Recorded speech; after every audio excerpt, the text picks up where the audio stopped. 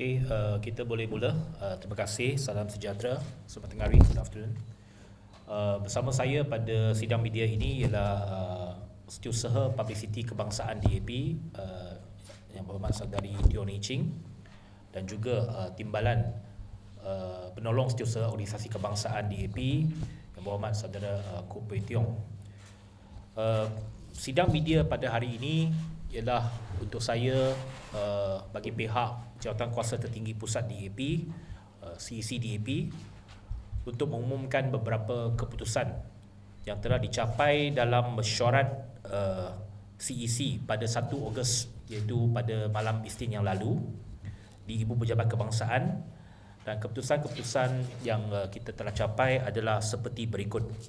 Pertama, seraras dengan kelulusan pindaan Perlembagaan Persekutuan berkenaan dengan larangan lompat parti di Dewan Rakyat pada 28 Julai yang lalu, DAP akan mengadakan satu kongres khas pada 25 September 2022 pada hari Ahad untuk mencadangkan beberapa pindaan perlembagaan parti untuk mengadakan peruntukan baru yang mensyaratkan mana-mana ahli parlimen DAP atau ahli Dewan Undangan Negeri DAP yang tidak mengikut keputusan parti dalam perkara-perkara tertentu akan dilucutkan keahliannya.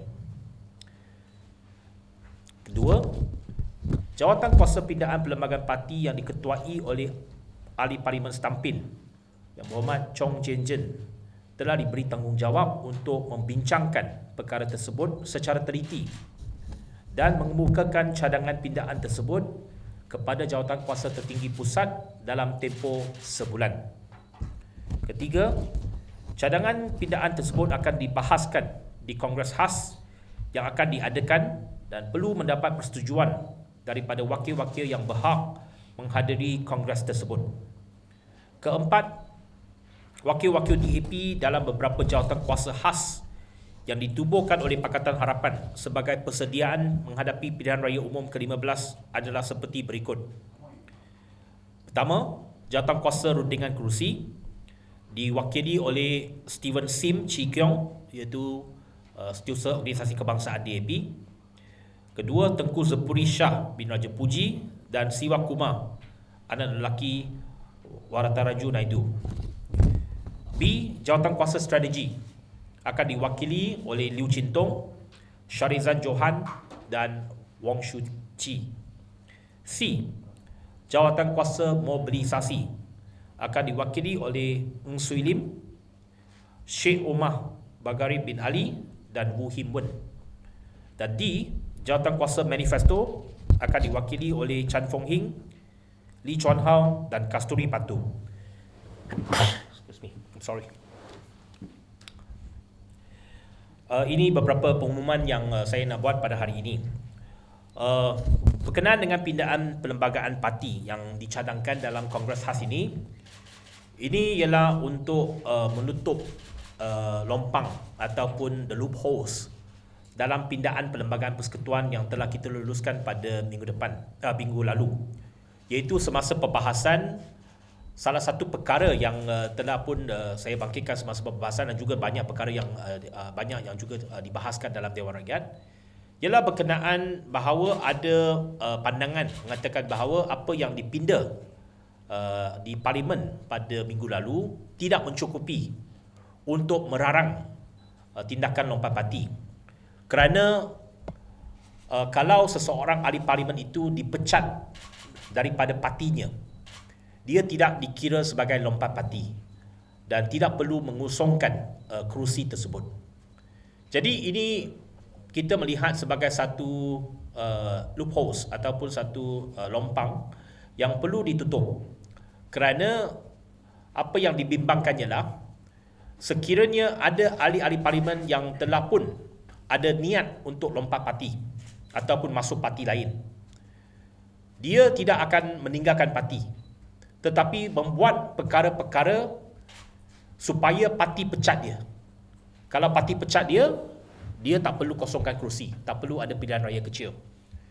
Umpamanya kalau dia tak ikut keputusan parti dalam isu usul undi percaya dalam isu pelantikan Perdana Menteri ataupun dalam undi-undi yang penting di Parlimen. Maka kalau dia tak ikut keputusan parti, kalau parti pecat dia tak boleh, dia tak perlu kosongkan kerusi dan pilihan raya kecil tidak perlu diadakan. Jadi kita melihat ini satu mungkin kekurangan dalam pindaan Perlembagaan Persekutuan ini yang membolehkan kalau ada mana-mana ahli parlimen, kalau dia nak lompat parti, dia boleh buat secara cara yang lain, iaitu langgar saja keputusan parti.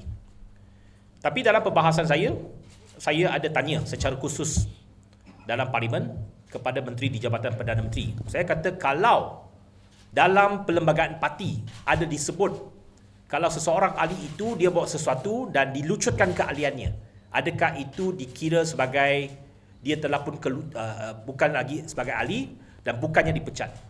Maka apa yang dijawab oleh Menteri di Jabatan Perdana Menteri Datuk Seri Wan Junaidi di Parlimen, dia mengesahkan bahawa kalau ada syarat ini terletak dalam perlembagaan parti, itu adalah di antara parti dengan ahli tersebut.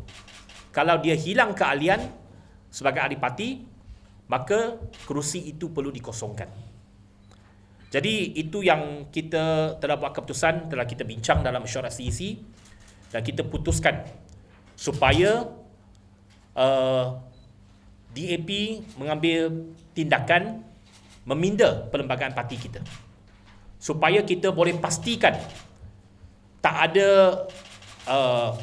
ada mana-mana ahli parlimen ataupun adun yang boleh mengambil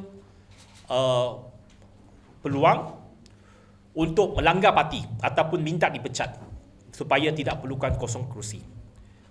Walaupun kita yakin kepada ahli parlimen dan adun kita, tapi ini adalah sebagai satu safeguard kepada parti untuk perkuatkan lagi apa yang telah dipinda di peringkat parlimen. Dan saya juga mengatakan di parlimen pada minggu lalu bahawa kalau menteri mengatakan bahawa itu boleh dilaksanakan, maka DAP akan mengambil tindakan untuk meminda perlembagaan parti kita, dan itu akan kita laksanakan dalam satu kongres khas. Tetapi bagaimana syarat-syarat itu di draft ataupun apa bentuk ayat dia, itu perlu diperincikan lagi oleh jawatankuasa pindaan perlembagaan parti kita, dan kita akan bentangkan kepada kongres khas pada bulan depan. Okay, any question?